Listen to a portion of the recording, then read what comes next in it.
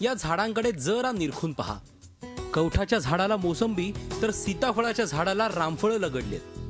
ही किमया केली इंदापूर तालुक्यातल्या निमगाव केतकी गावातल्या कलमवाल्या बाबानं। नारायण हेगडे लहानपणापासूनच झाडांना कलम करण्याची आवड असलेल्या या अवलियाने आतापर्यंत लाखो झाडांची कलम केली आहेत। जुनी झालेली झाडं शेतकरी कापून टाकतात, मात्र याच कापलेल्या झाडांना कलम करून नवीन अंकुर आणण्याचं काम हे नारायण हेगडे करतात। त्यामुळेच अनेकांना चविष्ट फळांसह लाखो रुपयांचं उत्पन्नही मिळतंय। 7 तालुक्यात मी जवळजवळ 5 लाख आंब्याची झाडं कलम केल्यात। त्यामध्ये मोठी मोठी झाडं तोडून त्याला चांगल्या प्रकारची फळं आणून दिलीत।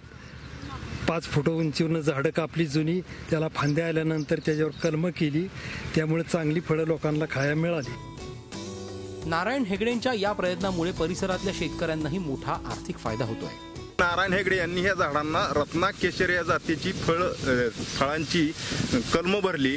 त्याच्यानंतर हे 2 वर्षानंतर हे फळ उत्पादन चालू झालं आणि त्यांच्यामुळं हे आम्हाला चांगल्या दर्जाचा आंबा खायला मिळायला लागला व उत्पन्नही वाढत चाललंय दरवर्षी। समृद्ध ग्राम योजनेत शासनाने लाखो झाडांची लागवड केली, मात्र आता त्यातली बोटावर मोजण्या एवढी झाडच पाहायला मिळतात। मात्र नारायण हेगडे नावाच्या या अवलियाने लावलेलं एकही झाड मेलेलं नाही, उलट मरणासन्न झाडं पुन्हा जगवून समाजापुढे नवा आदर्श घालून दिलाय। Rahul Dhawale, Zee media, Indapur. Zee 24 तास रहा एक पाऊल पुढे।